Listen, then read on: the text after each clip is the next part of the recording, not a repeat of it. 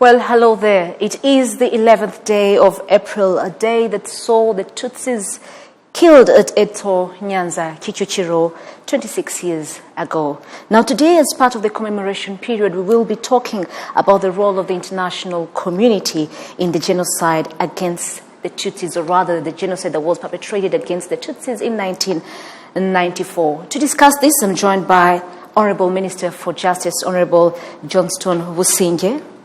I'm also joined by Rwandan Member of Parliament and Deputy Speaker, Honourable Eda Mukabagwize. And on Skype, we have Maitre Karongozi, who is a lawyer based in Belgium and who has tried many cases related to the genocide that was perpetrated against the Tutsis. Thank you very much for making time to be with us. Before we start, let us take a minute of silence to honor those who passed or rather perished during the 1994 that was perpetrated against the Tutsis.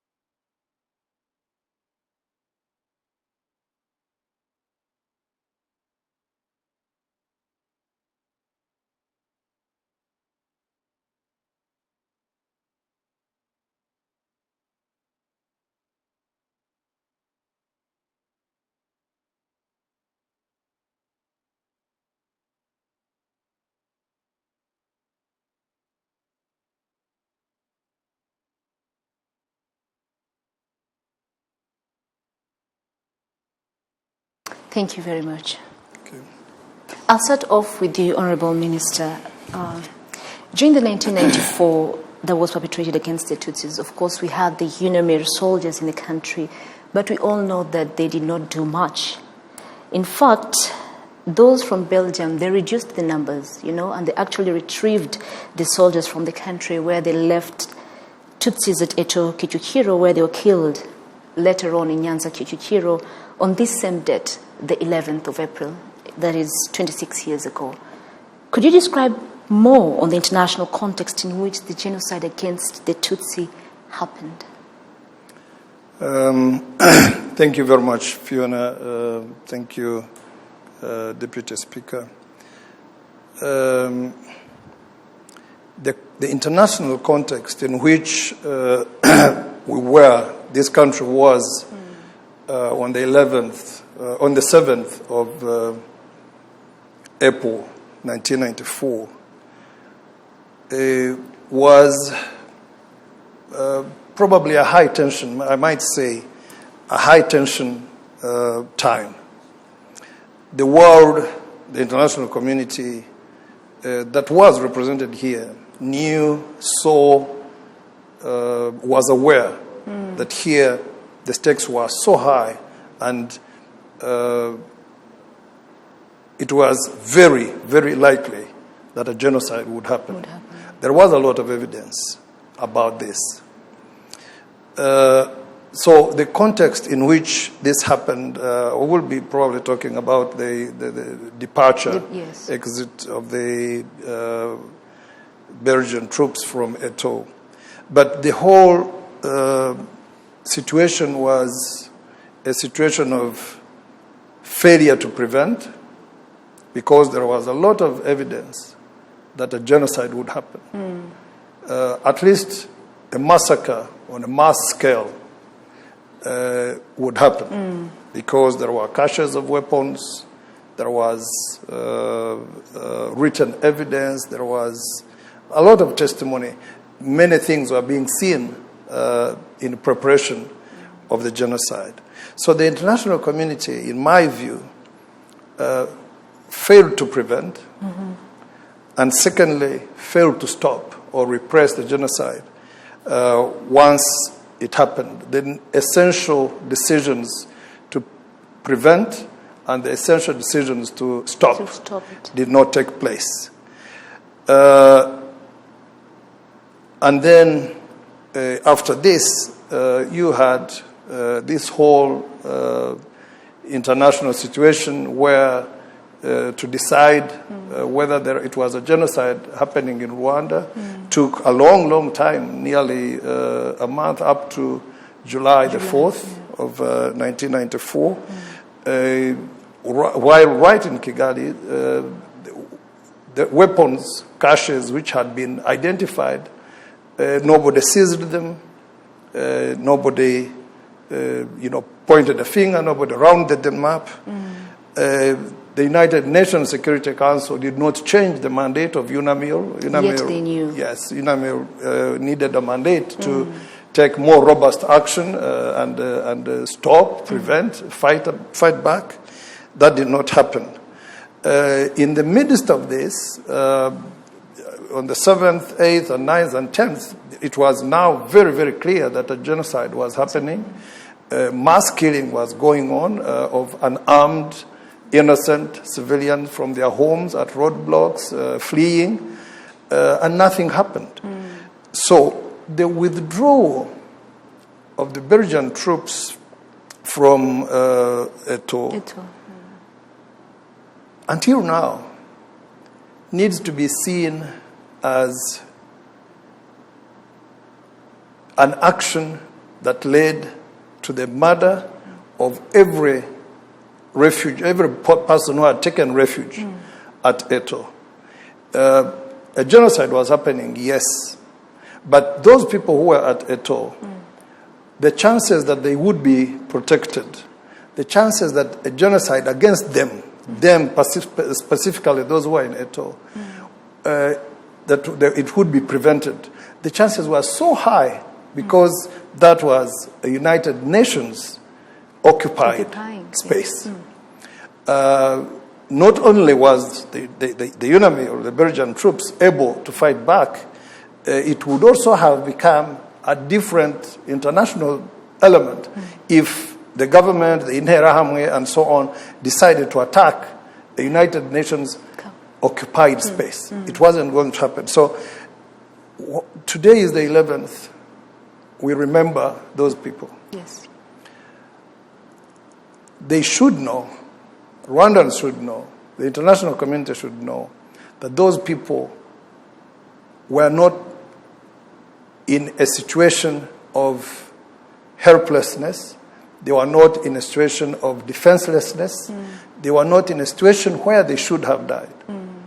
They were put in a situation, they were abandoned to death. They were left to die by the exiting Belgian troops. We know very well that the commander of that contingent has never been held accountable because the argument out there is that he acted under a UN mandate, which had not been changed. But that exit and abandoning, thousands of people to their death, knowing very well that they would die, until now, is a blot on the conscience of the international community. General Dallaire was leading the UNAMIR contingent here, and he raised the alarm enough times for the United Nations Security Council to act. He said, Telefax says he raised the alarm in many ways. He reminded everybody that was responsible that he needed to intervene and act under Chapter 7, not under Chapter 6 but of the United Nations Convention, but he was never allowed to do that. So the inability to act of the United Nations was a major problem for the genocide overall, and also right now as we speak about 11th of April, we need to be very specific about Eto. Eto, yes. Eto was a small example of a very large failure of the United Nations forces which were here. In my calculation, and I think in calculations of other people, what happened was simply a decision that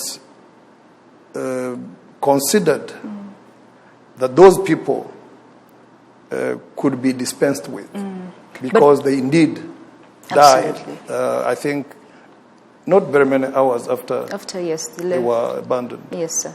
But besides international community, then, why do you think countries like Belgium, so when they left Belgium, French soldiers left, did this send a message? Is this why many other countries felt they could also abandon the Rwandans in need at that particular time, especially because even the United Security Council was silent on this?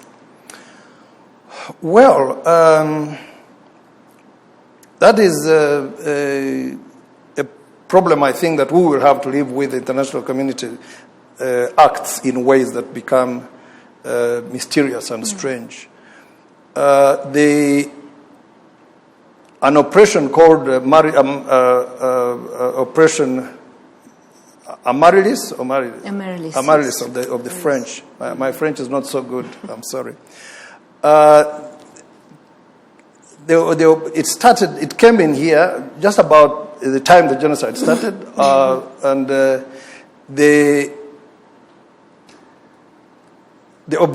stated objective was to evacuate people in danger. But Rwandans seemed not to be in those people. And more especially, Rwandans who were being hunted seemed not to be in those people that were to be evacuated, because they were able to evacuate other families here. They evacuated Habyarimana's family, for example. Yes, they did. But those who are being hunted to be killed seemed not to be among the people to be evacuated. So French nationals, other international nationals were candidates for evacuation. But Rwandans, especially Rwandans who are being hunted to be killed, were not part of the people to be saved. So the Belgians left on the 11th. Amaryllis did not evacuate the people who are being hunted. Whether it sent the signal that the world can lay back and allow this genocide to roll, naturally, I really don't know. But that's exactly what happened. Yeah. But what does it mean to take part in a genocide in the international context? I'm asking you this because I want you to set the best for us before we now move to other international countries and what they've done. But in you, what does it mean to take part in the genocide, especially in the international context and in terms of law? I think that to take part is two ways.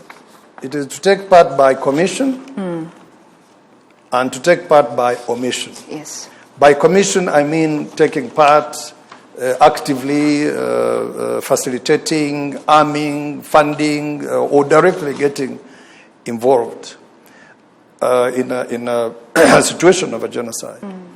But also by omission, by refusing to call out, by refusing to prevent, by failing to stop, by not taking all the essential steps that would lead to a pushback or a stop of a genocide. Then, as an international community, you have reneged on obligations set out in the 1948 Convention, because the world, once a genocide is taking place, once a genocide is the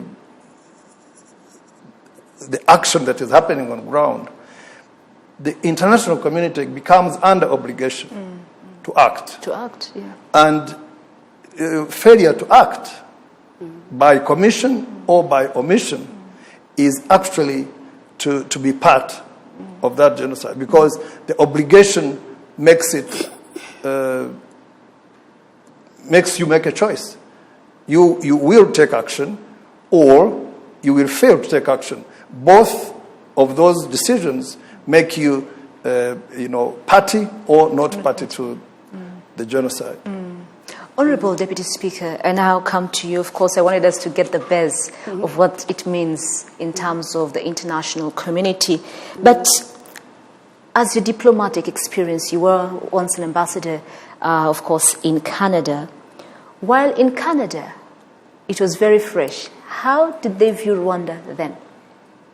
Thank you, Fiona. Thank you, Honourable Minister, for that very good introduction that really helped me to go on. I should maybe say that, start by saying that Canada is also part of international community. Yes. As Canada is also a member state of UN, which means the time I got there, it was in 2007. Things had started already moving on. Moving on, yes. Which means for me, maybe it was not so good timing, but at least it was somehow good because in 94, 95, 96, I can imagine how things could be. But Canada, as you know, was, as I was saying, was is a member state of international community. But before genocide against Tutsi, also Canada was a good partner to Rwanda. Mostly the part of Quebec, the Quebec province. So that Quebec was too close to the government, which means that when that government was withdrawn, it means that it was not very easy to Canada really to understand things very well. Right, yeah, you could see. And because Quebec is one of 10 provinces, 12, and 2 territories, but Quebec at that time was very influential to the the federal government. Actually, Quebec is very key and very strong in foreign affairs, which means it could very easily influence. And for sure, because of that partnership that Quebec and Canada in general had with the former government before genocide, you could see many former officials, Rwandan officials, very close to some citizens, Canadian citizens, Canadian officials. They could very easily influence the decision from there. And some of them, they were already studying or even teaching. They had already they had a place in different institutions like universities. You know how much universities are very influential. Influential, yes. And at that time, it was not very easy. But slowly, you could see Canada coming back around 1997. They even brought back the Bureau of Cooperation and Development that they had here before. And that time, I don't remember exactly the year, but I think in 1996, something like that, Canada was a principal, a main player in the conference that happened in New York when countries had started deliberating or analyzing the situation in Rwanda, and also mostly studying about the massive repatriation. And from that time, we could see Canada coming back slowly, but came back. And I could say that I think Canada was actually among the first embassies to come back to start operating in Rwanda. The time I got there in 2007, for sure, like I said, things had started moving on. You could see, you could meet different officials, and they could, you could hear them feeling sorry about what happened in Rwanda. And you could feel them engaged to help and to get more in development. But you can even look into different projects that we had from Canada at that time. You can see that they had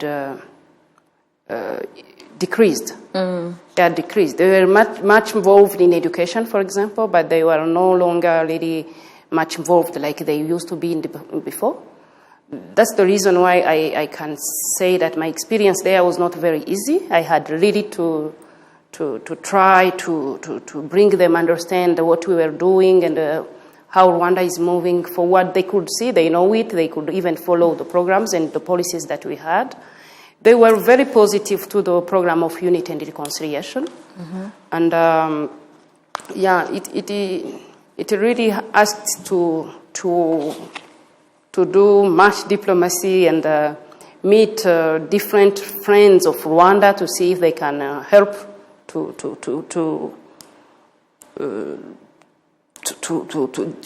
add some voices to what we were doing. But I think Canada now have moved on, and they are good partners, and they are, even that time when I was there, maybe I'll come back to that, but they were much involved in pursuing some fugitives. When I reached there was a trial on genocide, a trial of Desiree Munyaneza. Yes.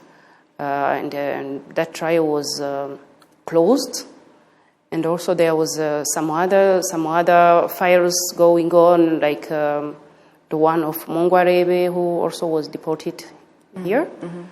And there is a case of Mugesera Leo that also was very hard and complex somehow, because whatever was tried, and he could also have another step with different lawyers, for sure. He was helped by different lawyers. But by the end, Canada could make it a very, very good decision that we appreciate in 2012 or 11. And then Mugesera was deported to Rwanda. Yes. Yeah. I think that was the most highlighted case from Canada. Yes. We go to Skype now. We have Maitre Andre Martin, of course, Karongozi. He's a lawyer based in Belgium.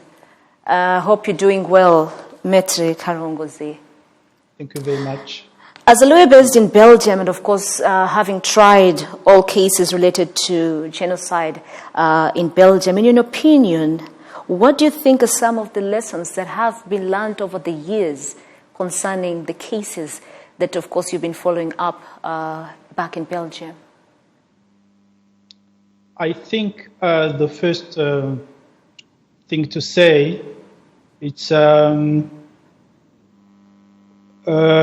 genocide is a crime against the whole humanity.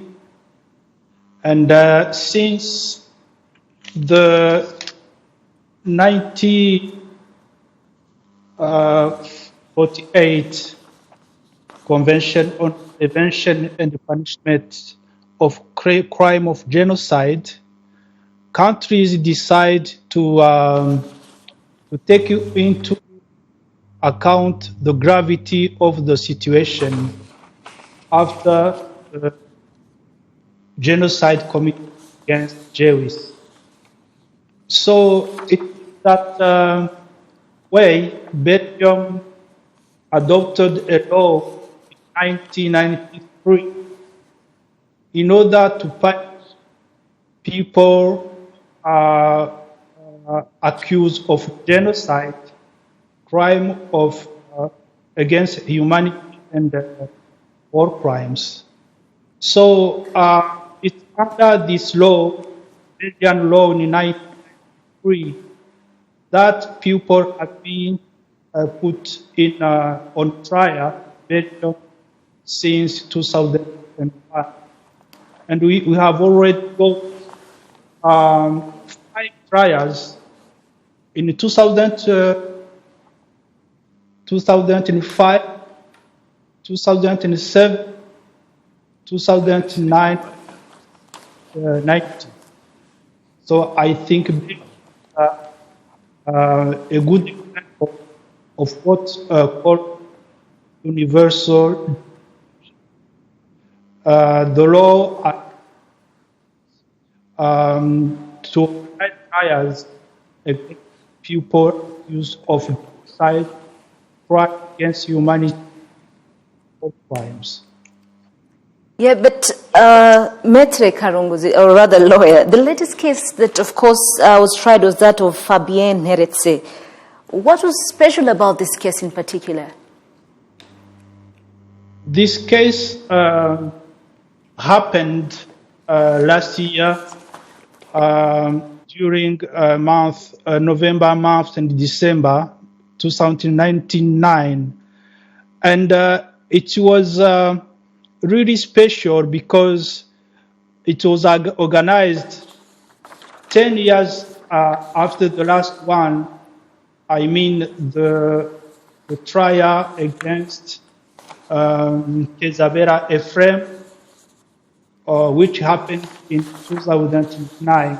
So it happened 10 years later, and it was especially very, very hard in terms of negationism, because the defense of Neretse had chosen to reject everything and to try to put all crimes on RPF. So it was really very hard, even for lawyers, to follow and to try to keep quiet in front of defense, which was really insulting for the memory of victims. This was the thing which was really very, very special. But fortunately, the jury members decided not to follow this kind of defense, and which gave a good, lesson for all deniers of genocide, 1994 genocide, as he really he got a very strong lessons sentenced for 2 years for prison. Absolutely. Please stay online as we continue our discussion, because now we've gone, we're now talking about fugitives and the long arm of the law, like we like to say. We talk about ICTR now, Honorable Minister. Of course, over 90 cases were pursued, but at the end of 10 years in its existence, at least 60 only prosecuted, if I'm not wrong. How, first, before we go to other details, how do you rate the tribunal? Was it in 1 to 10? What score would you give ICTR? Well, I want to believe that the 1 to 10 rating would be complicated. But let me say this. For many, many years, we've talked about what the ICTR was able to accomplish. And we usually compare it with what we domestically were able to accomplish, but also what realistically we expect they would have been able to accomplish with the resources that they had. They did a number of cases, probably upwards of 90, but they did 62 cases that were prosecuted successfully with convictions. 14 were acquitted. 10 were referred to other countries. Out of those 10, 8 are referred to Rwanda. and out of those 8, it's only 2 which were physical individuals who came here. The 5 are still at large. The world is still looking out for them. I think there's about 2 who died during the process. Yes. The ICTR was mixed. First of all, it was the first tribunal to try a genocide since 1948. Since this is the Convention for the Prevention and Suppression of Genocide. It was the first to do that. And probably it was learning. It was an institution that was not learning from a previous institution like itself. And as we saw, it built from scratch. It built itself from zero in building the institution itself, building its own resources, at the same time handling cases that it was handling. So to rate it on a 1 to 10, it's not as straight as one would a very straight mathematical situation. However, there's some things that we, as a legacy, take from the ICTR, which I think are beneficial, which I think are positive, from the existence of the ICTR. And if you'll permit me, I'll go through a few of them.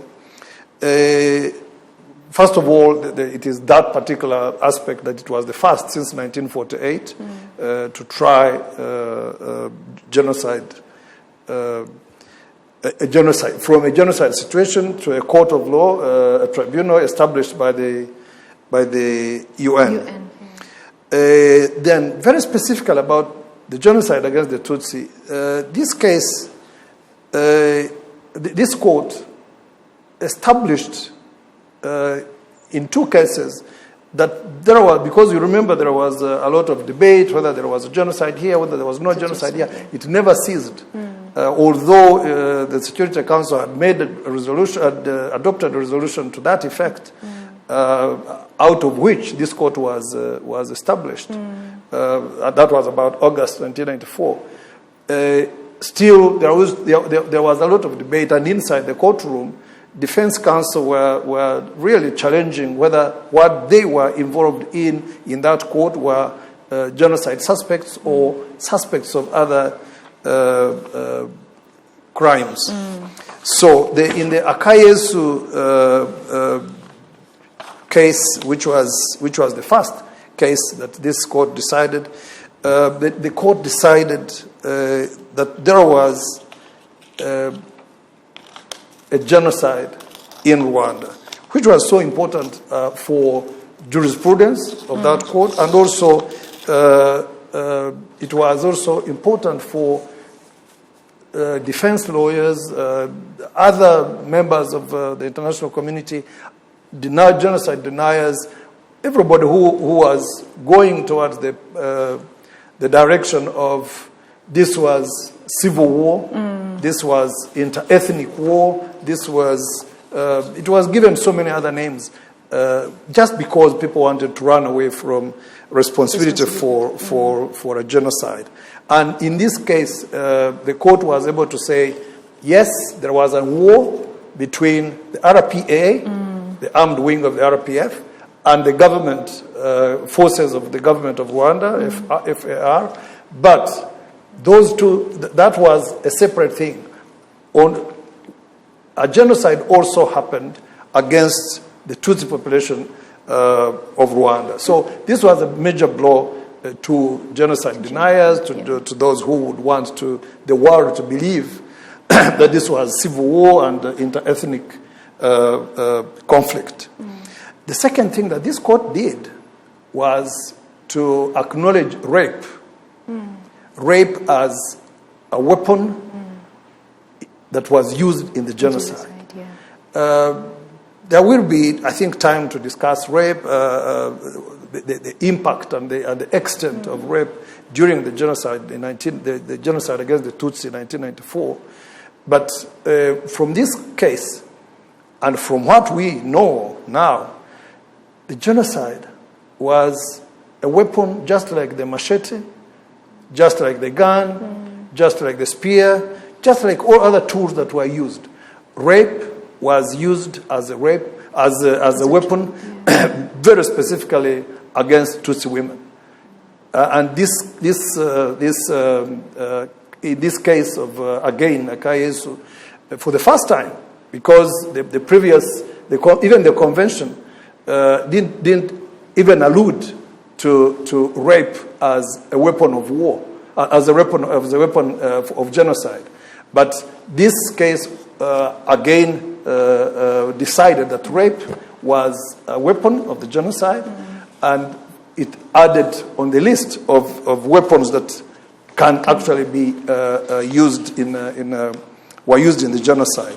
So that was very important, and a very important lesson, not just for Rwanda, but for the world, that this is an evolving area, and you can, depending on the facts on the ground, a court of law had power to do this decision and say this rape was as systematic, as egregious as the other forms and the other tools that were being used in the genocide.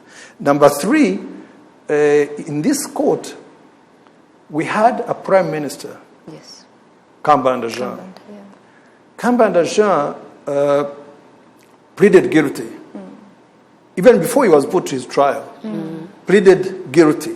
And he pleaded guilty to every charge, I think it was 8 of them, to every charge that was against him.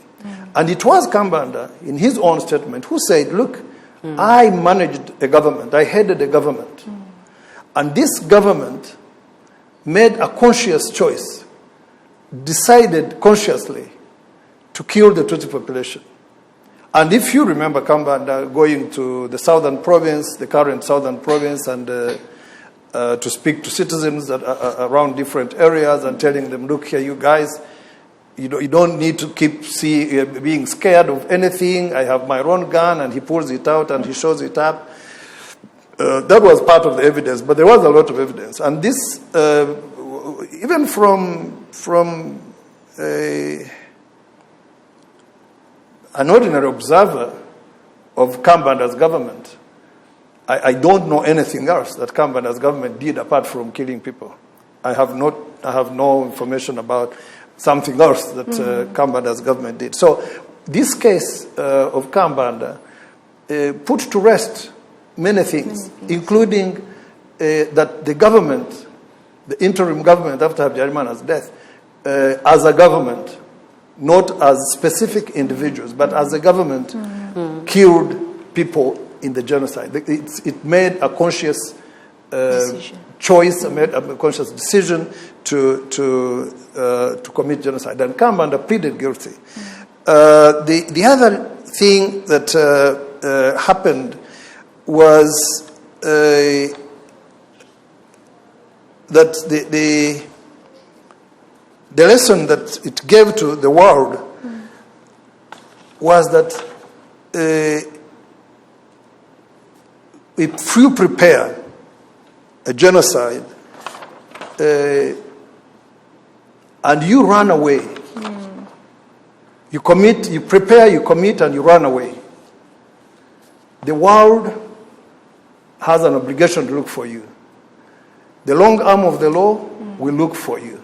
If you know that the number of people who are tried in this court, all of them were found in different parts of this world in hiding.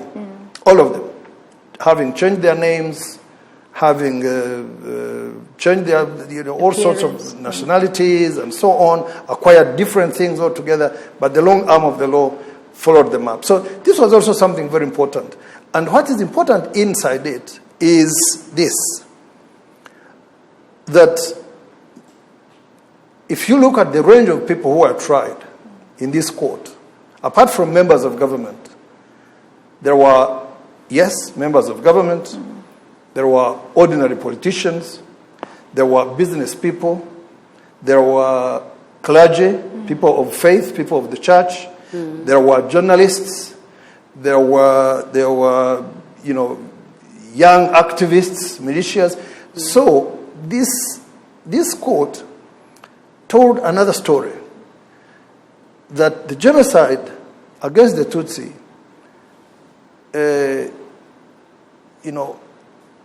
the perpetrators comprised everybody. It comprised all sections of Rwandan society. All sections of Rwanda, meaning everybody in business, in faith, religion, in politics, in private sector.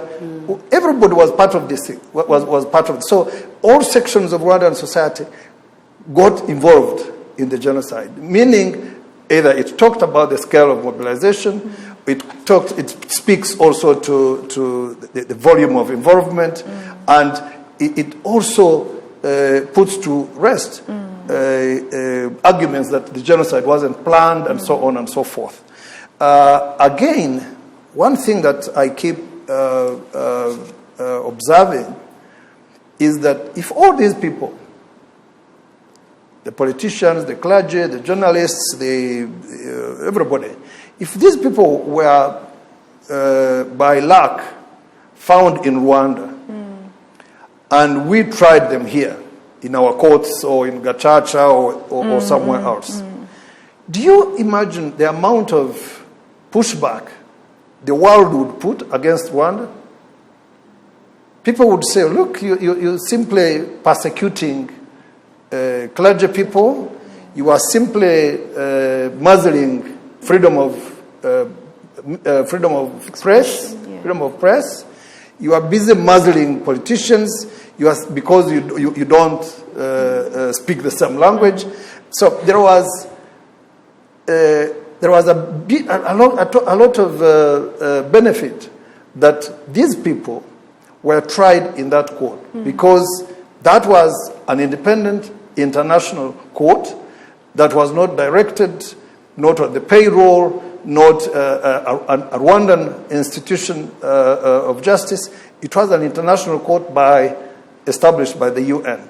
So the fact that all these people were tried there has given a lot of legal authority for those who were tried here, for those who have been tried elsewhere in other countries, those who have been tried in France, in Belgium, in Germany and elsewhere, Netherlands, Sweden, because it created the legitimacy that was very necessary at the time for the rest of the trials and so on. So the ICTR, after giving you those few points, if you want to rate it from 1 to 10, it will not be very easy.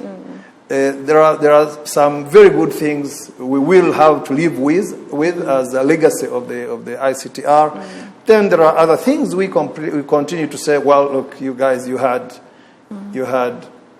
all the resources at your disposal to do much more work than you did. But we don't run that institution. We don't run the UN.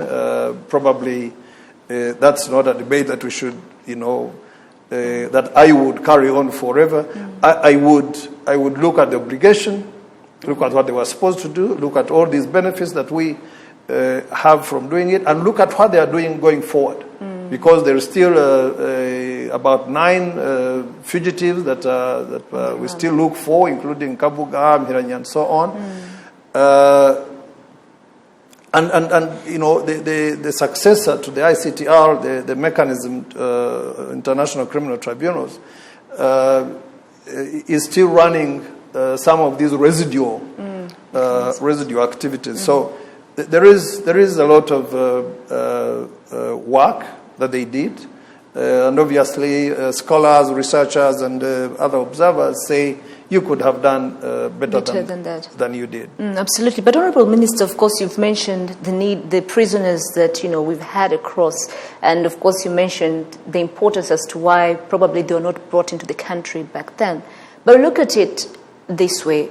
Today we have at least 8, war crimes convicts of the United Nations Special Court for Sierra Leone, being brought to Rwanda to continue their time here. Yet we still have people out there who believe that they cannot bring the Rwandan prisoners who were actually charged in court to continue their time in Rwanda. Yet to many genocide survivors, they will tell you, this comforts me if I know they're in prison in my own country. How do we ensure that we bring them home to face justice in the very same land they committed the atrocities in? It doesn't only comfort a genocide survivor. It comforts all of us, Rwandans. It should comfort all of us that these people who were convicted and are out there serving their sentences should be serving their sentences in Rwanda. We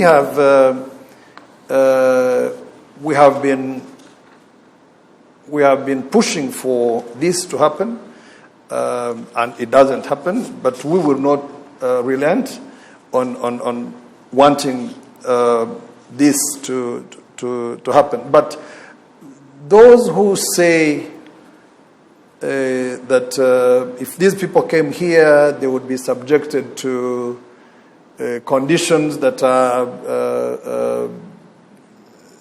not appropriate, not on international standards, that would be subjected to torture.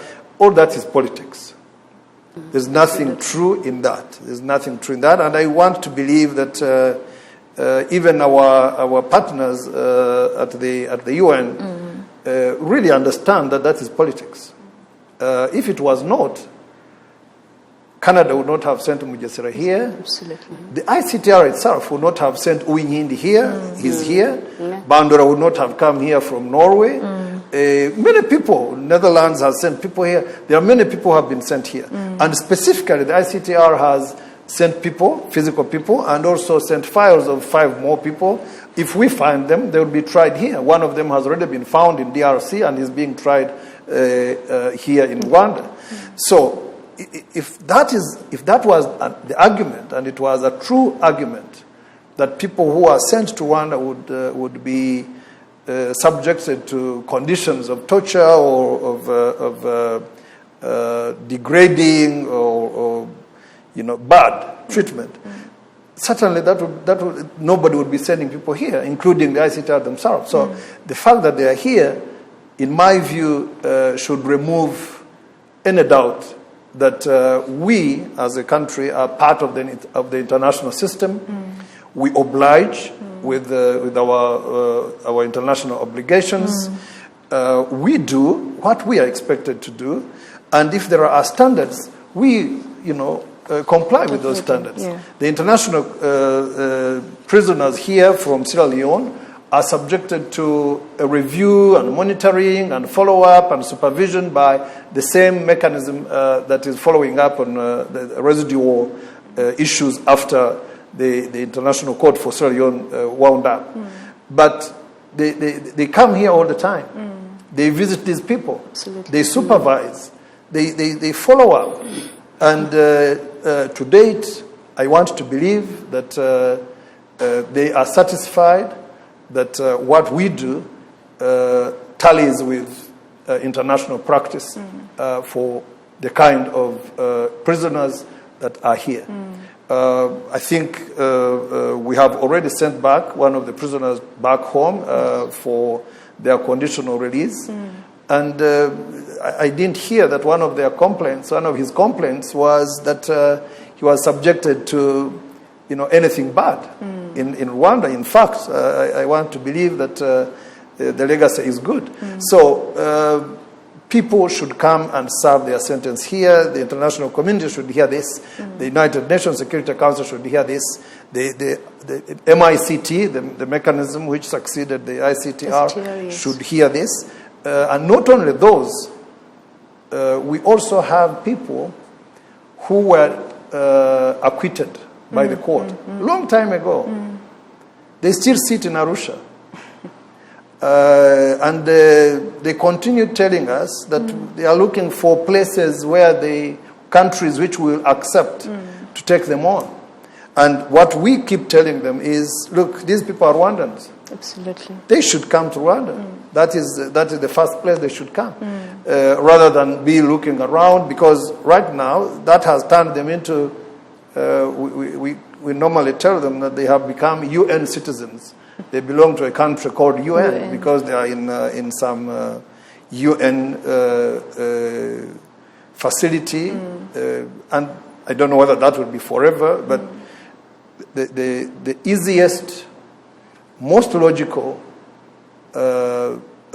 solution should be send them to Rwanda, or let them voluntarily come to Rwanda and be part of the journey that we are on, because we are on a journey.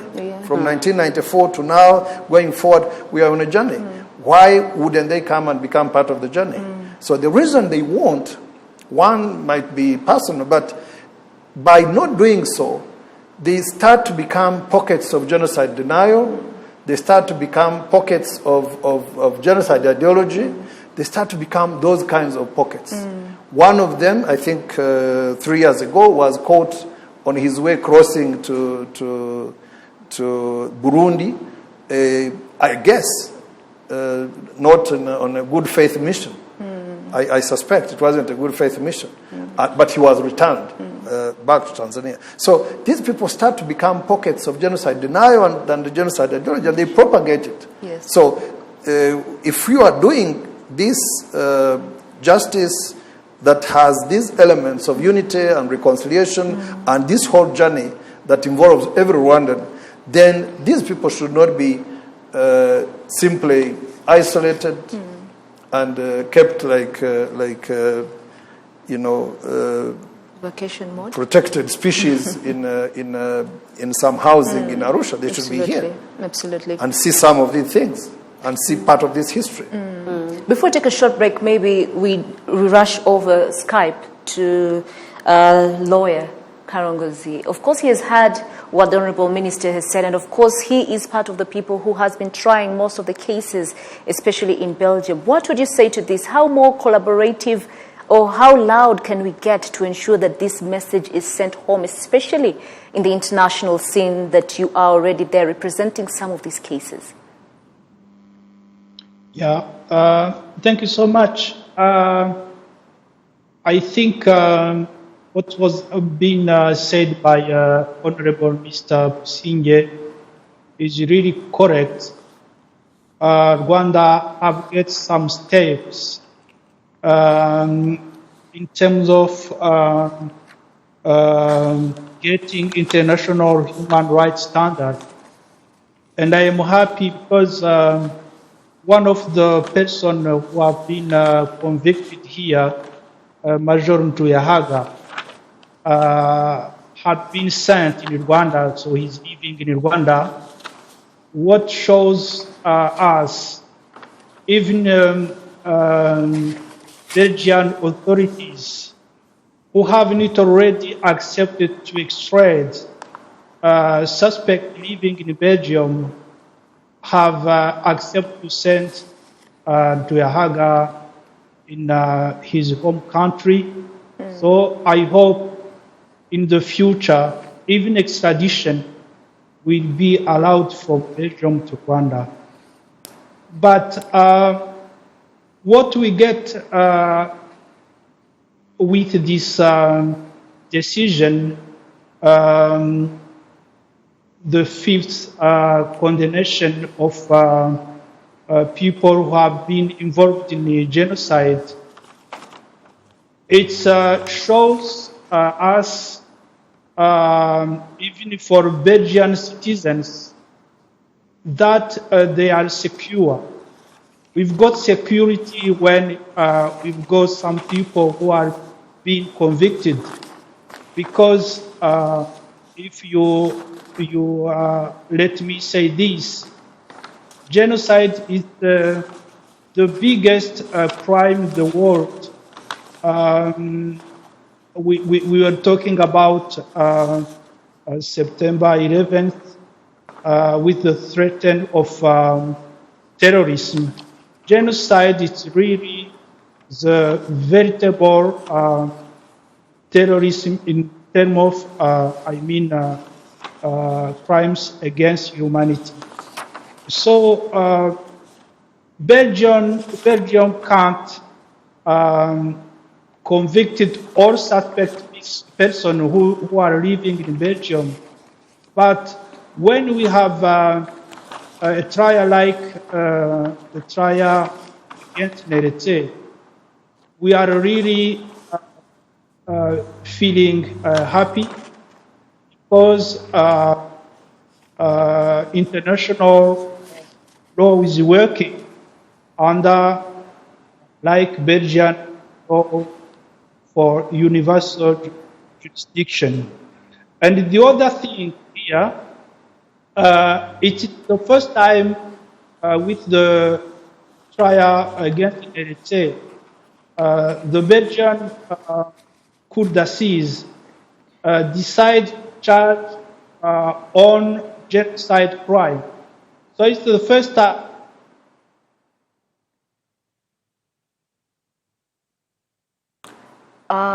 We are facing a bit of technical hitch, but of course, once we get him back, we will be talking to him shortly. Yeah. Are we back? Yes. Please go ahead.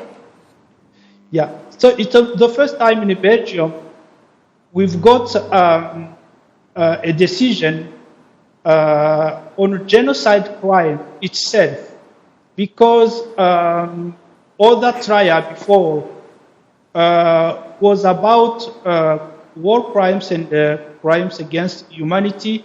So it's the first time the Belgian Court d'Assises sentenced for 25 years Cnlg on genocide crime.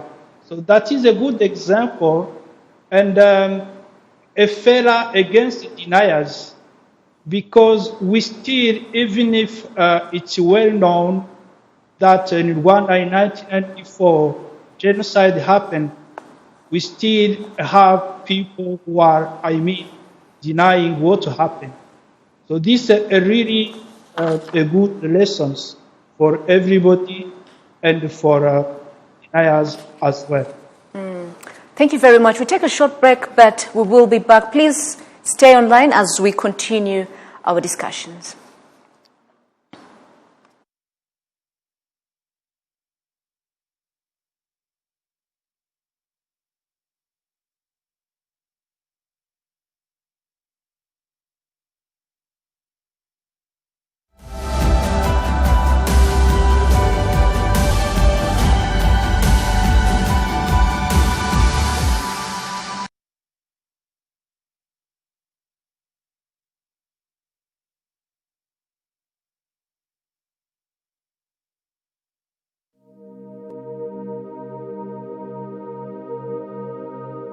ntibazakubeshye dore aho ndi ndabibabwira nayo ibintu niboneye jenoside barayipanze bari barabipanze bari babizi bariya barwanashyaka bakomeye bari babizi yenda umuturage uhinga hariya bamushoyemo ariko bariya abantu bari babizi bari bazi icyo bateguye. Jenoside yabaye mu Rwanda kuva kera nuko yari itaratangazwa, yari itaragera kuri ruriya rwego abantu bajya hariya bakavuza induru bagatemagurana Loni ikabibona n'ibihugu bikabibona. Ubwo se abagogwe babishe bose twayitaga jenoside, abanyakibirira babica bose twayitaga jenoside. Ngira ngo ahubwo kuvuga ngo ya jenoside iri bube umunsi umwe karangiza hose mwarayibonaga. 1934 niho bakoze ibikorwa bya jenoside rwose hariya mu gice cya Bufundu no Nyambiri. Icyo gibisha abantu ku murongo n'abana n'abakecuru ni mbere bajyaga babanza kutica abana ntibica abagore ntibica abakobwa. Icyo gihe barimbuye ku mugaragaro. Wabonaga ukuntu bamubiriza abantu ibyo ari byizaba kuko yari yaratangiye kugenda iba. Nkeka ko n'abatutsi batize bagize ibyago bikomeye nabe n'abari barize babyumvaga mu mashuri, ukumva ko wowe ngo umunyamahanga, wowe ngo mwavuye hanaha, wowe ngo mwagize mute, ariko nk'umututsi utari warize akabona twikiwe nta cyaha yakoze, akabona umwana wibuze ishuri. Bavugaga yuko abatutsi ari babi, kubana n'abari ukubana n'inzoka, ari ukubana asabuzwa n'iki kwica inzoka igihe bakubwiye yuko ari inzoka. inkundura y'amashyaka yaraje bamwe babyitondamo baravuga batumva cyakora twumva muhabura hari FPR hari abacu batahuka bari mu biganiro abantu bari mu biganiro ese ibi bintu igihe twari tukibaza rero ibyo bintu nibwo jenoside yaje.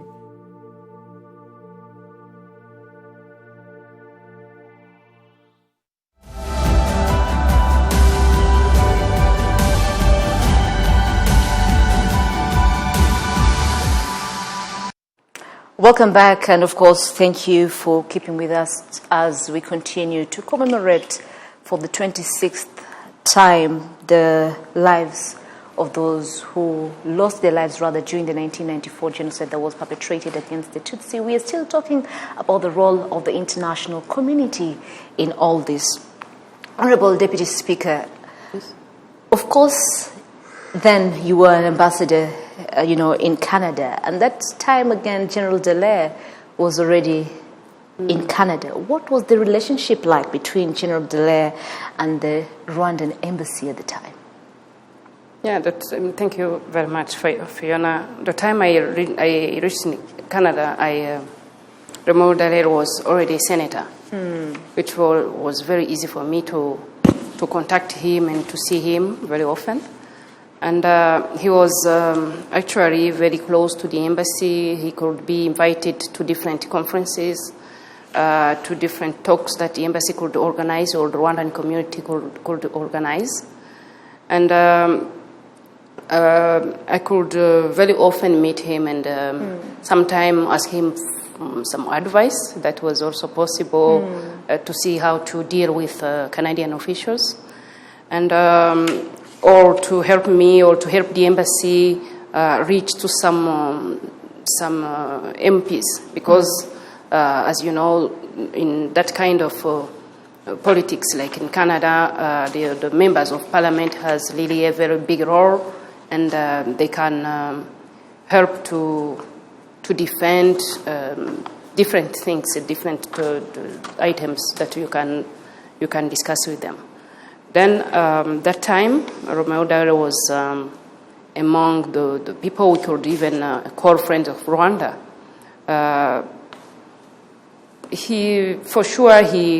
The time you meet him, he was all the time back to what happened here, what happened when he was here during the pre-genocide against Tutsi. The time he left unwillingly, you could feel it, and he could even express it. He was somebody that you, as embassy, we could rely on, because he could even sometimes give us some or connect us to some people, not only officials, but also to different people in universities, and what was good also from him was that during different conferences, because he was participating in different conferences, not only those organized by embassy or by the Rwandan community, but other people also about genocide, against Tutsi or other kinds of war crimes. That because now he's now very key in the international community to talk about that kind of things. What I was going to say is that he could connect us to different people. You could see sometimes giving some talks about fugitives, the people who were in Canada. He was very sometimes very aggressive to the community, to Canadian community, to see how they should really react against the people who are all fugitives in Canada. He played a very big role with other friends like Honorable Irwin Cotrer, a former Minister of Justice, who was also he helped very much in Desiree Munyaneza case. because that time when the Desire Munyaneza case started, Honorable Erwin Kotra was the Minister of Justice, and he could make things easy. What else I can say maybe about Romeo Dallaire is that at a certain time we have also to remind that when he was here in Rwanda, he was not working on behalf of the government of Canada. He was working as an international.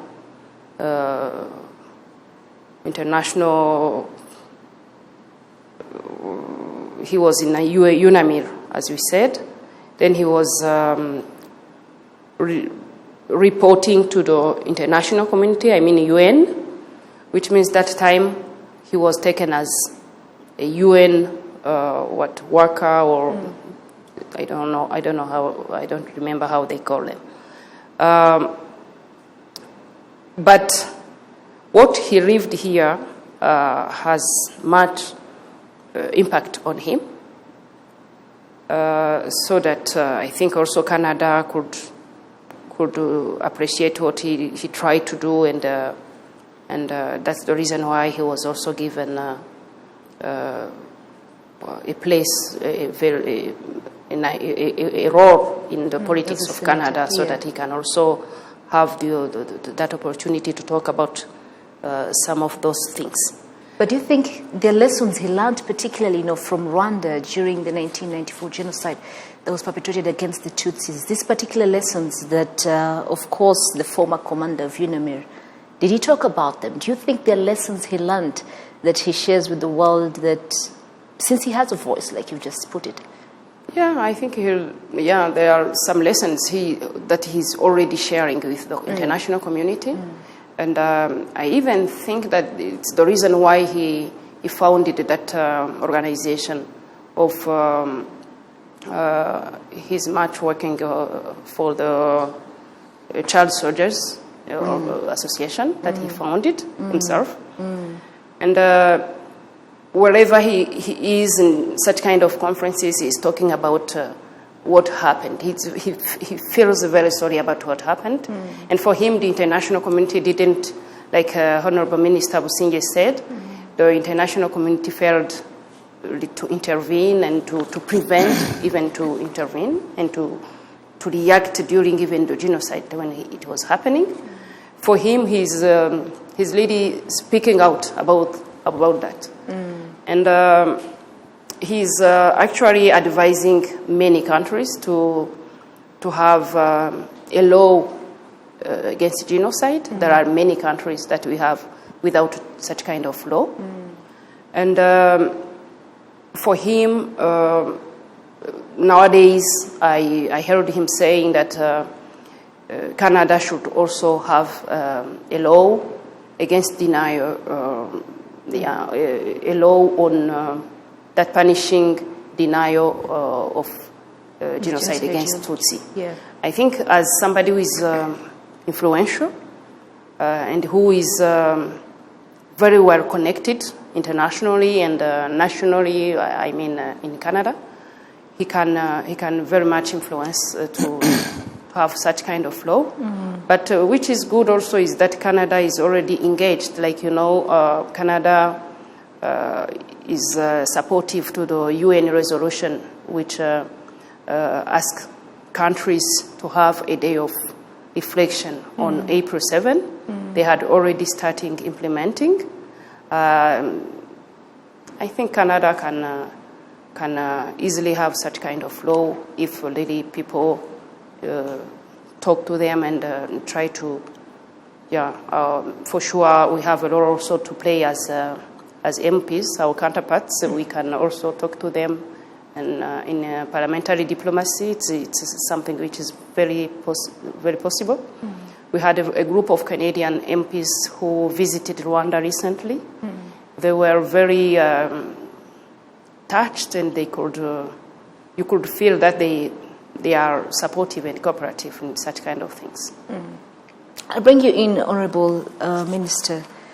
We talk about UN, of course, and you mentioned that they have now recognized the genocide against the Tutsis.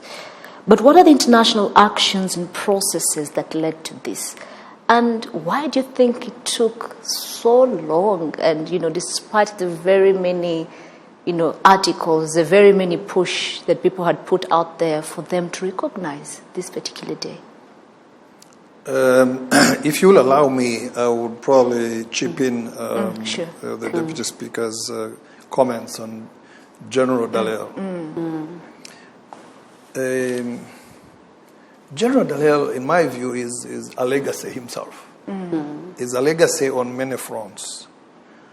One, General Dallaire was here as the build-up to the genocide was taking place. He saw the evidence, he saw the caches of arms, he sent the message, he did the alerts, he raised the alarm. Number two, General Dallaire dealt with the Security Council, the peacekeeping department in New York. It was headed that time by Kofi Annan.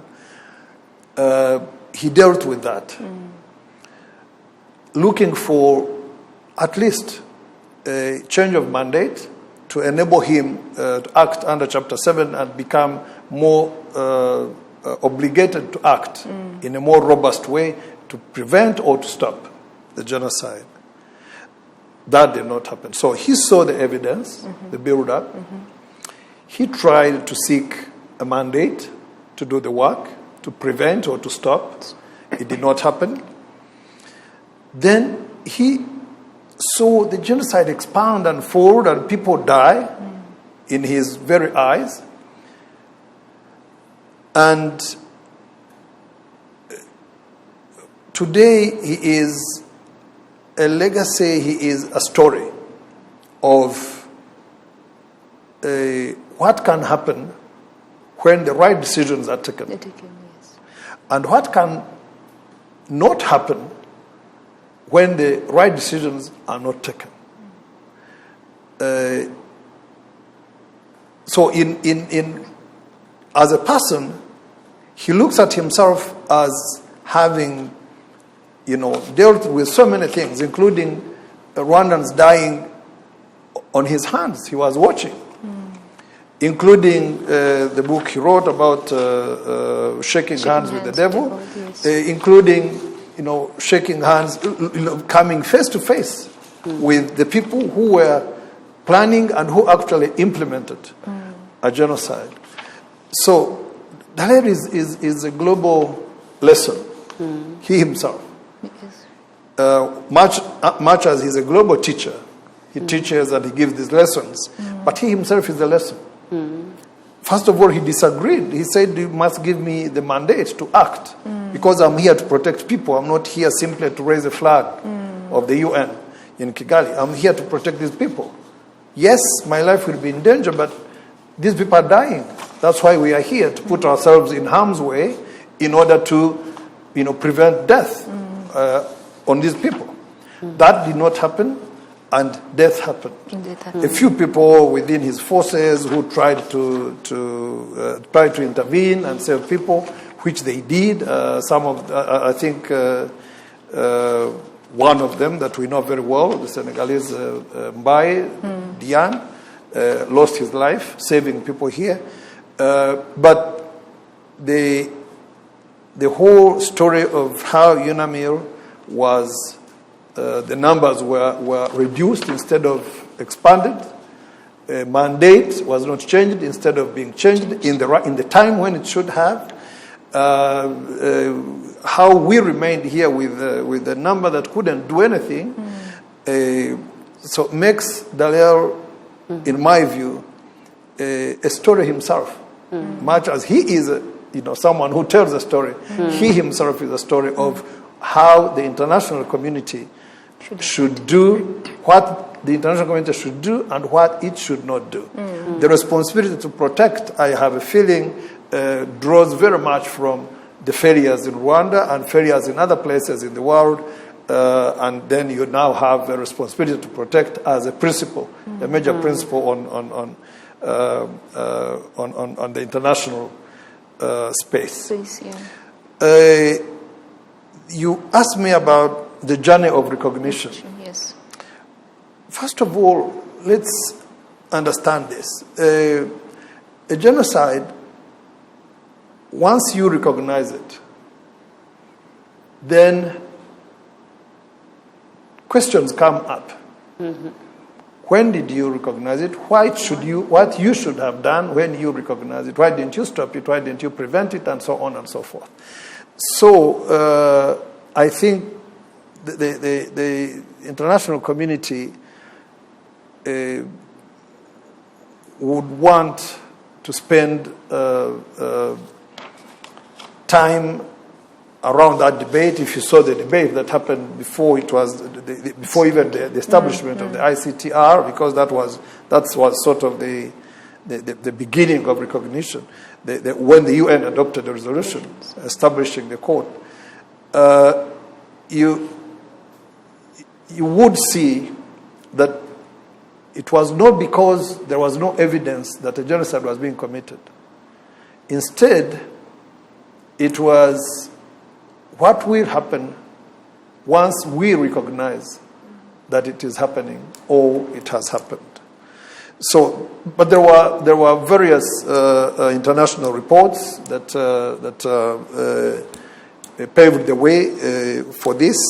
In 1994, in August, there was the first report, the Degni-Segui report, that who was the rapporteur? It was of the Human Rights Commission,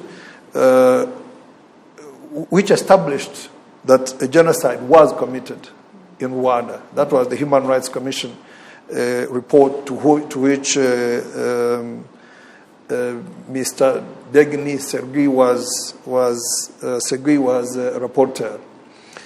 Then it was on the basis of this, if you remember, that the Security Council established the ICTR, and it started. Then there were many other things. There was Carson. There was that was I think 2000 when he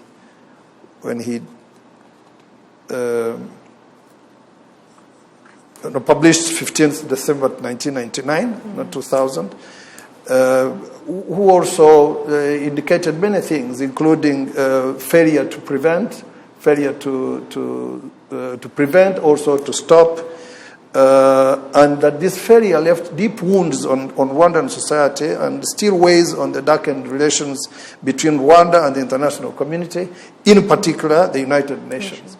And the open wounds, if I might quote, the open wounds must be addressed for the good of the Rwandan people and for that of the United Nations. So it is important for Rwanda, for the United Nations, and for all those, wherever they may be, who may be at risk of genocide in the future, that it is important to establish the truth. So this report did 19 findings, a number of recommendations, but all of them were about this genocide has happened.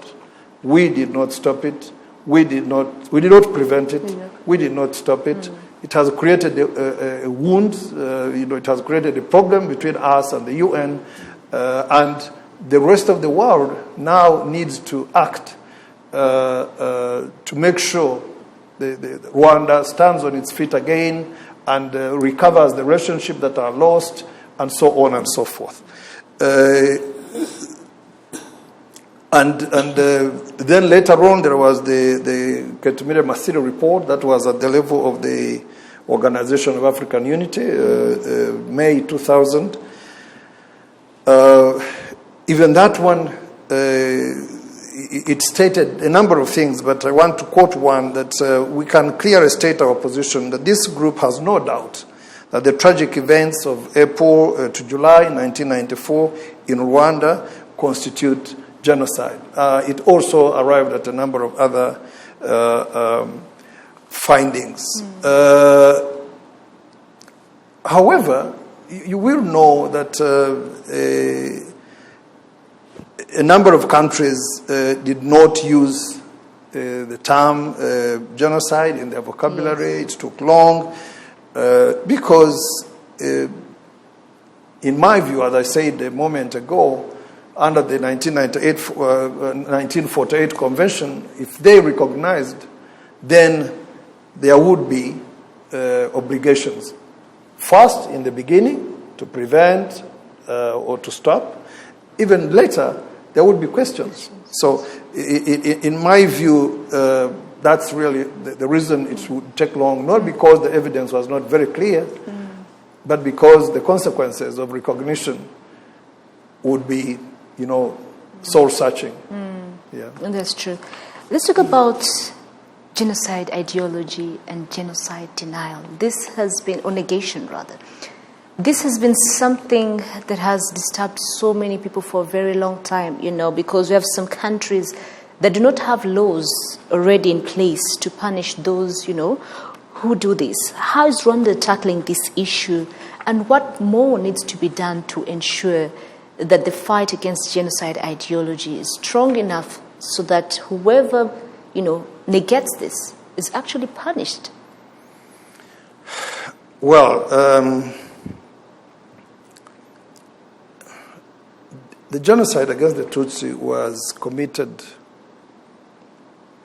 it was planned, and it was executed. It was executed in broad daylight by, Rwandans. That's one. And the government of the day, the army of the day, the other security apparatus of the day, and many other actors in the private sector, in the church, and every other place, in media and so on, became actors. That's on the Rwandan space.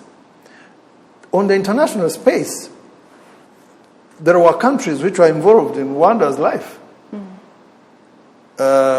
which could have done, which could have acted to prevent or to stop.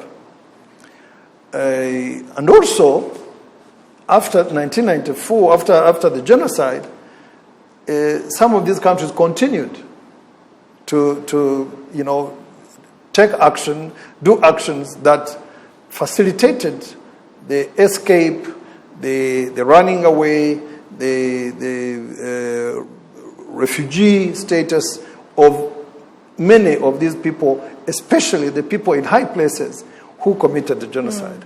Why am I giving you this background?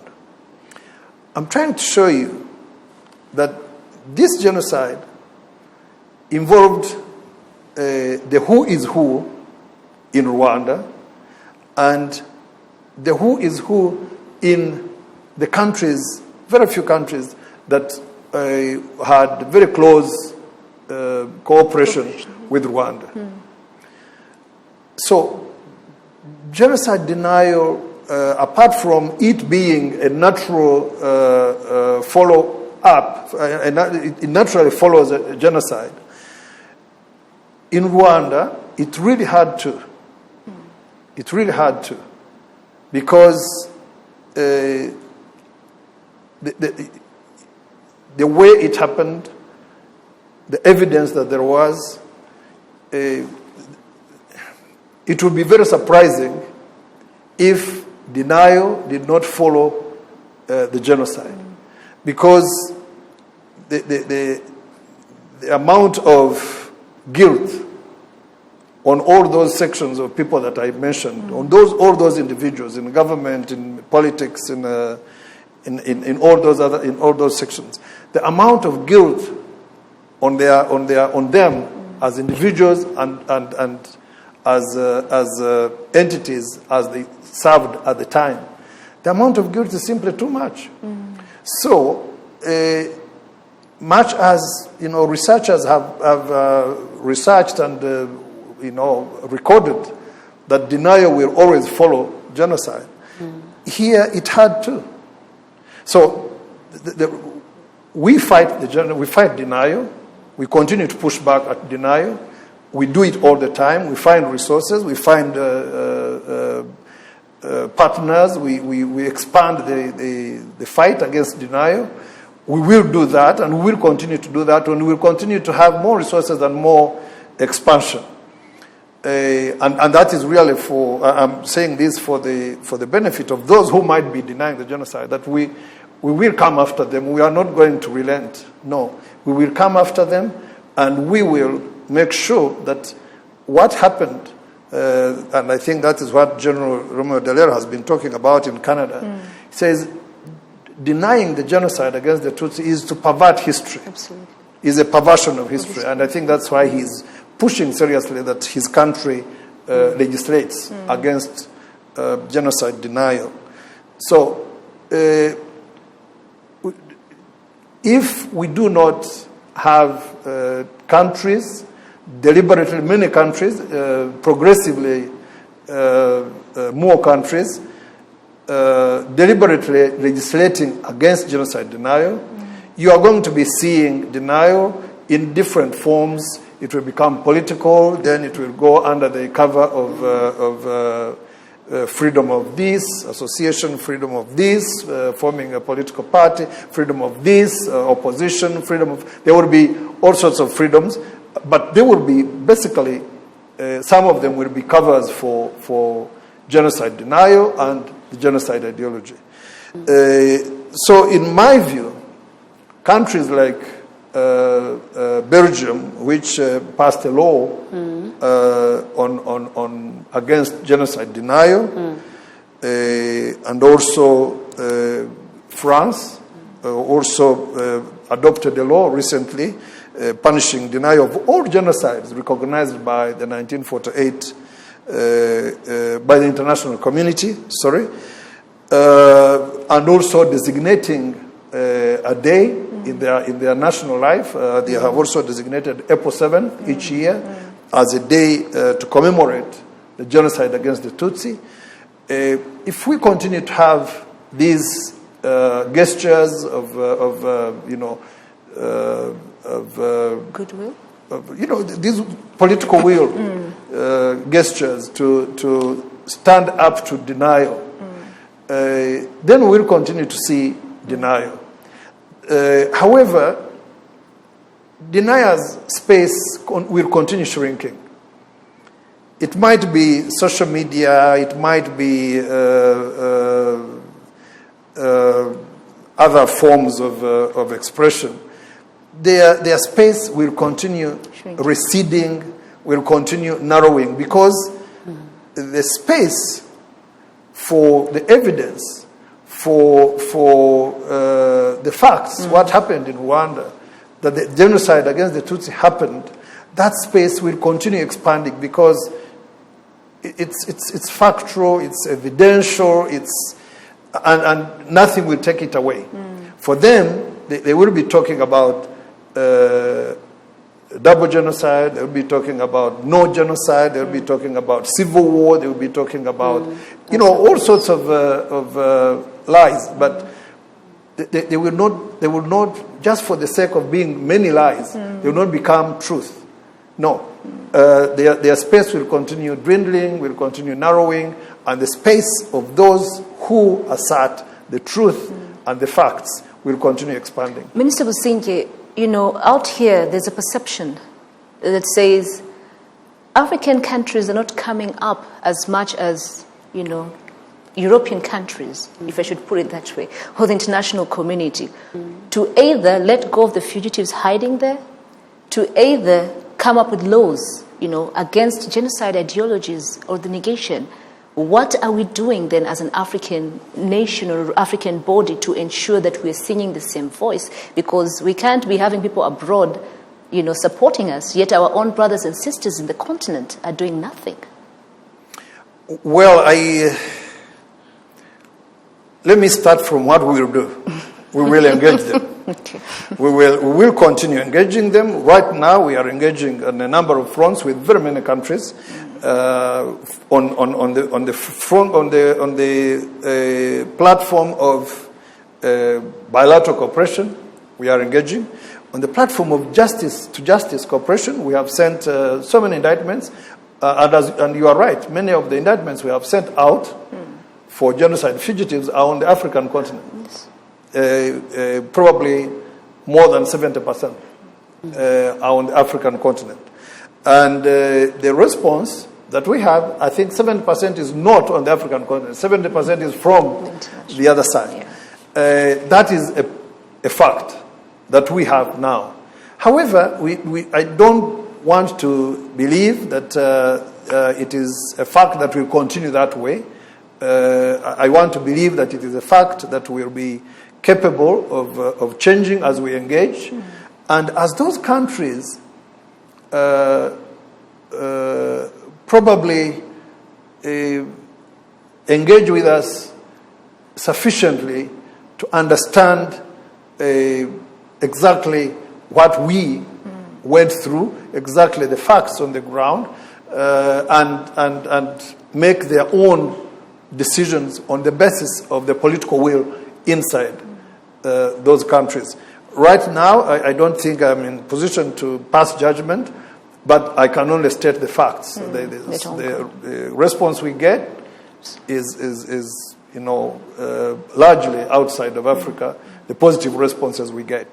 I want to believe that we'll get good response from our African brothers and sisters, as you said, and there is engagement at the level of prosecutors, at the level of justice institutions, at the level of our bilateral relations, foreign affairs to foreign affairs. There is increasing clarity on what happened. So I want to believe that some things will change. A couple of years ago, maybe two, we got a genocide fugitive from Malawi. Yes. And he was brought here, and he's now serving his Gatsata sentence. Some time ago, we got a genocide fugitive from DRC. And actually, during this recent operations against members of armed groups in DRC, who ended up being brought to Rwanda. A number of people who had been who are genocide fugitives and nobody had known where they are were found to be part of the groups which were brought back to Rwanda, and they are now serving their sentences.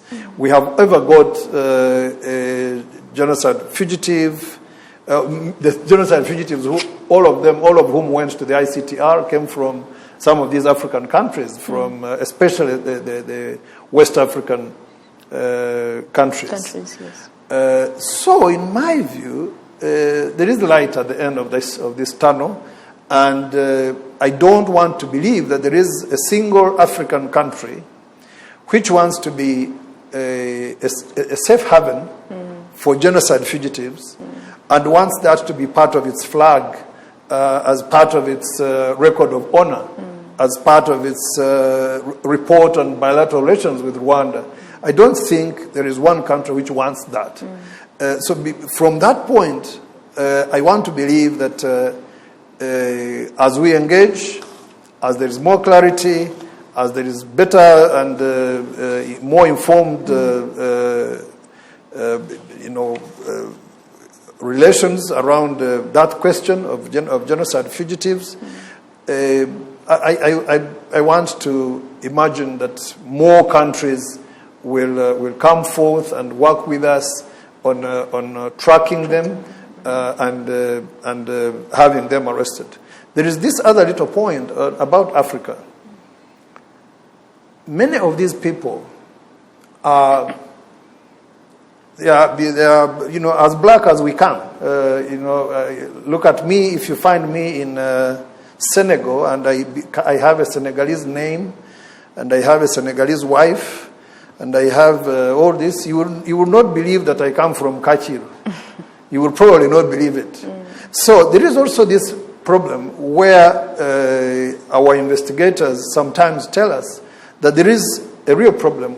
You might think this man is in this country, but in this country they probably don't even know who he is, where he is, because any of these things has happened. Change of name, change of nationality, change of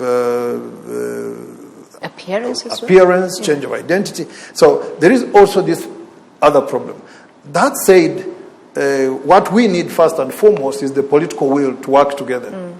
Once we start working together, then we will be able to find that this man used to be from Kachiru, but when he ended up in Senegal, he started becoming a Senegalese and dressed up like a Senegalese and so on and so forth. Then people will find out because we know that even now the people who are brought to the ICTR, those who are returned here, some of them had completely changed nationality, identity, color. People had tried to change things around themselves. But with better investigation, with more cooperation, with political will, then, it is easy to get someone and retrace their steps. Even in the United States, people who are brought back here from the United States had changed things, had changed names, had changed nationalities, some of them. But it was easy, it was possible with political will between Rwanda and the United States government, Rwanda and these other countries on the European subcontinent, to do proper investigations and actually, find out that this person is actually not Congolese, not Burundian, not Cameroonian, not Senegalese, not Ugandan, but a Rwandan from this part of the country and is suspected to have committed genocide. So it would not be the first time for these people who change identity or other things around themselves. All we need is proper, relations and political will. The rest, we should see how far it goes. Absolutely. Honorable Deputy Speaker, the importance of writing, the importance of telling our stories in relation to General Dele, just like Honorable Minister Singye put it, he wrote a book. The importance of writing, how does it reflect to us when we tell, or rather when we talk about our history, even if we're not Rwandans? Why is it important that we write the stories of Rwanda? Why is it important that we encourage even those in the international community to actually write and tell the stories? It's a very, thank you very much for the question.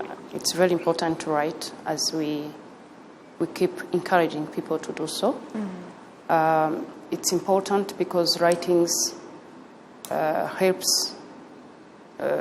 help people who were not on the place, at the place, and it helps also people to understand better. But also, writing keeps memory. It does. Keeps memory, and for sure, for those who can write, the survivors who can write, it's also a sort of a healing. It's also at the same time healing, but also, as I was saying, it's a memory. It means things are not just forgotten and left back or behind, but you have already facts, if I may even use that term, that word, because writings also sometimes for lawyers can help, because they can also be used as facts, and as for sure they are sometimes challenged or discussed, but they are at least part of the facts that lawyers can use.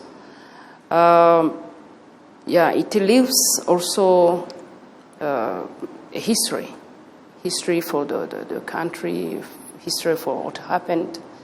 That's very, very, very useful. Maybe I don't have much to talk about unless what we already know and what we share.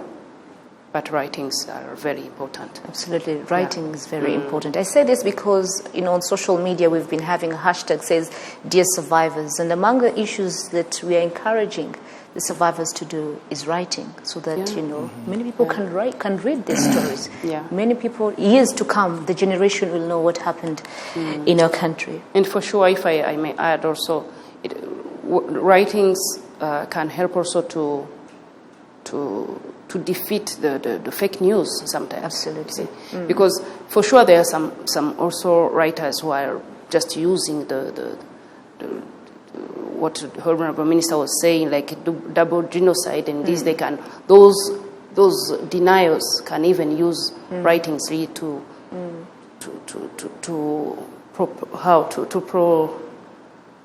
spread the ideas, the opinions. But when you have also other writings, at least they can confront those kind of negative writings.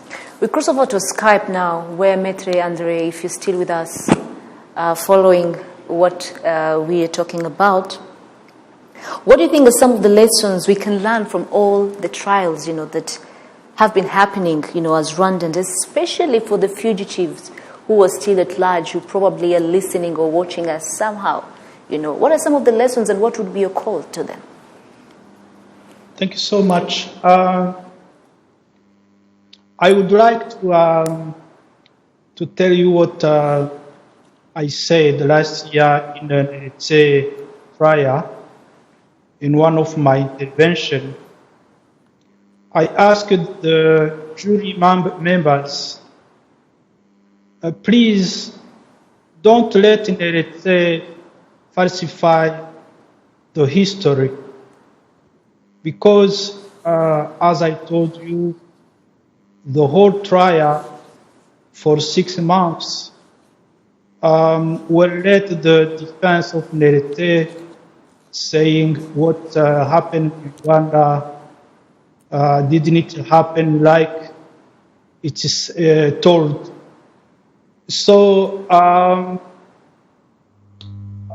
with these trials happening abroad, the first thing which is discussed on, it's about the history.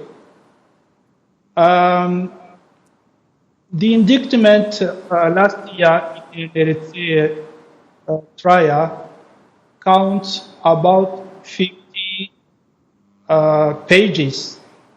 Out of 50 pages, 10 pages were about Rwandan history from the monarchy genocide happened. So I was a little bit disturbed as something would be corrected by well-known historians, and I think we should focus on the history of Rwanda as it will come in whatever trial happened about genocide. That is really very important. The other thing, it's to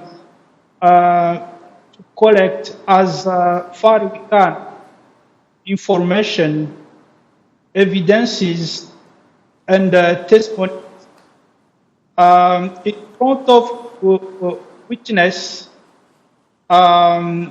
Suspect can't nothing. It's what we've got during the last trial happened in Belgium of the case. I was really very lucky as both. Do you hear me? Yes, he does.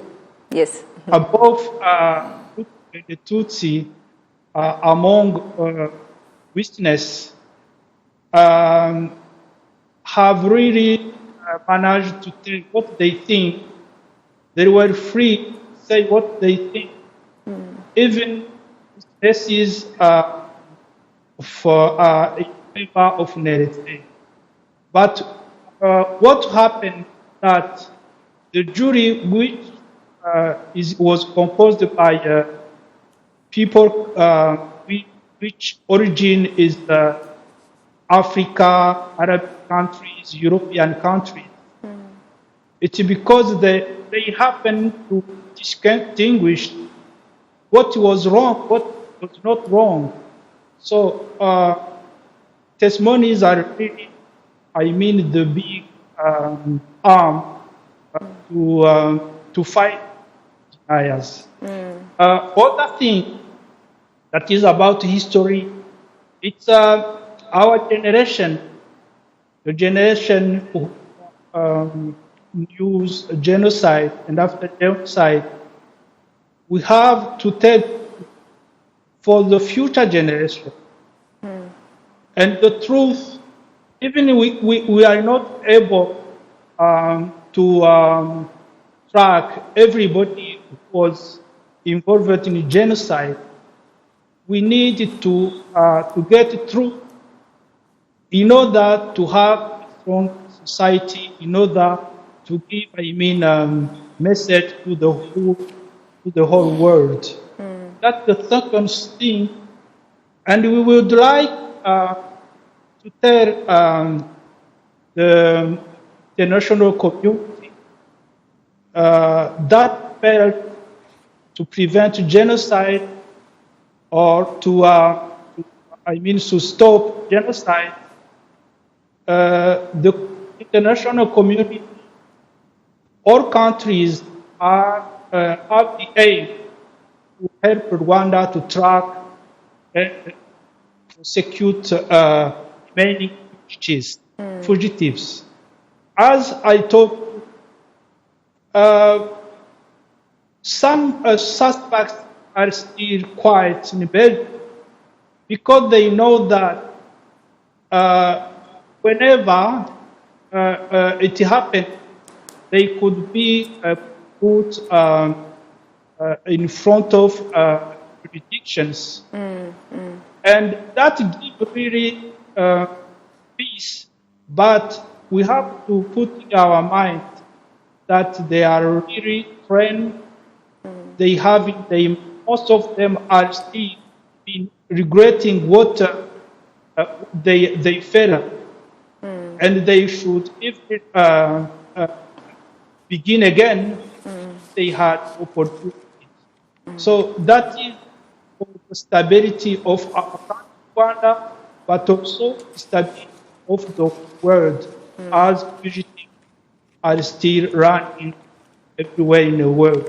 Maitre Andre, before maybe we let you go because we're running short of time, maybe your last words, to the genocide survivors today, especially the Eto, genocide survivors. What would be your word to the survivors in the country in general, to all Rwandans, as we sum up our discussion today?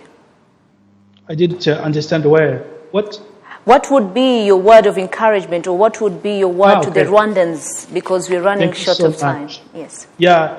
I think survivors and other witnesses, including Hutu, which were free during genocide time, the support they can give our country and for the memory of people who have been killed, it is to let information they have until now.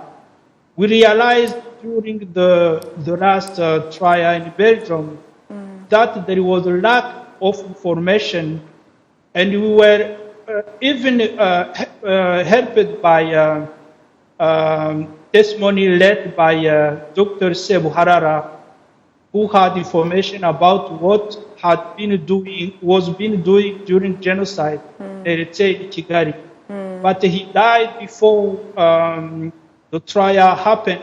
But his document helped us well to prove what happened on behalf of Nete. So people who have been watching, who survived, have really helped the whole world to know what happened in details. As I told you, the main arm to fight deniers, that as you said, that is a part of genocide. So we have But I would like ask if there is a possibility Rwanda have service collecting, recording statement from people who are ready to information. Absolutely. Thank you very much, Maitre Andre. As we sum up, Honorable Minister Busingye, I'll start with you. Your call to action, if you have any, and your words of encouragement to genocide survivors and Rwandans in general as we commemorate the loved ones that we lost during the 1994 genocide that was perpetrated against the Tutsis. Thank you once again. Today is the 9th, is the 11th of April. If we were not staying indoors to try and push back on this pandemic of coronavirus, now we would be at Nyanza. And we would be commemorating the failure of the international community. Absolutely. So I want to speak to all Rwandans, and I want to speak to the survivors of Eto. I know there are very few. 2 nights ago, actually, there was a young lady on TVR. Yes. Her name is Diane, I think. Yes. Diane made a moving testimony of her life, how she survived as a very young girl.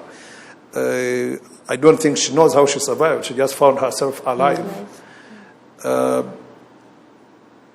want to speak to Diane and everybody like Diane, and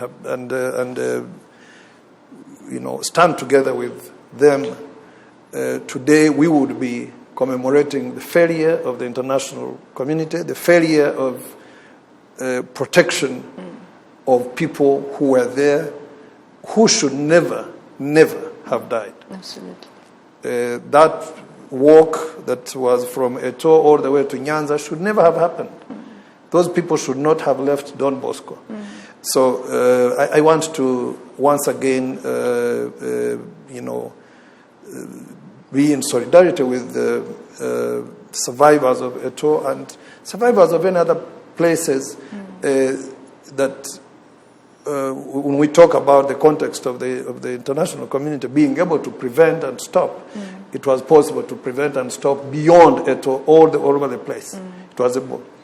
That's one. Number two, my second thing is that the genocide against the Tutsi was planned and implemented and executed with ruthless efficiency. That is a fact. Nobody will take it away. And the world, especially that world which should have come to our aid, did not come to our aid. That is also a fact. Those who deny the genocide are basically denying the truth. And to deny the truth is simply to grave dig, keep going around looking for things to deny. But the more they come together to deny, the more they become identified and isolated. And I want to simply say this thing, that deniers of today were perpetrators of yesterday. They have been defeated. They were defeated yesterday. They will be defeated today. They will be defeated tomorrow. They will not have the last word on this matter. They will not. So my call would be that Rwanda, as a country, has survived and thrived. Rwandans, as a people, we have survived and thrived. Survivors of the genocide have survived and thrived. So together, we will thrive. Thank you very much. In a few seconds, Honorable Deputy Speaker, your words of encouragement to the nation today.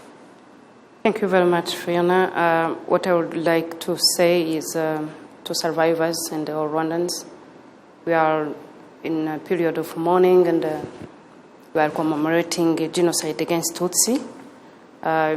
Just wish them to keep strong. It's very hard sometimes, but you have to keep strong. And we are commemorating because we have at least a country peaceful, safe, and secure, which allows us really to do so. This is at least something we should be proud of. And I would add also that we owe all this to the people who gave what they had really to save this country with a very good leadership led by His Excellency, our President, Paul Kagame. And it's really good to have him as our leader. And I should also say that as a parliamentarian this time, representing my colleagues, I should say also that we'll do our best to be their voice where they cannot reach. For the fugitives around the world, we are ready to do whatever we can do as parliamentarians towards our counterparts in different parliaments. That's what we started. We also have an anti-genocide parliamentarian forum, which is working hard to reach to different parliaments so that we can see how to work together, not only to fight against genocide, but also to fight against deniers. Thank you very much. Thank you very much, Honourable Minister Busingye. Thank you very much, Honourable Deputy Speaker. Thank you very much, Maitre Andre, for joining us all the way from Belgium. And thank you very much for you who made time to watch us today. Do remember, unite, renew, stay strong, and God bless Rwanda.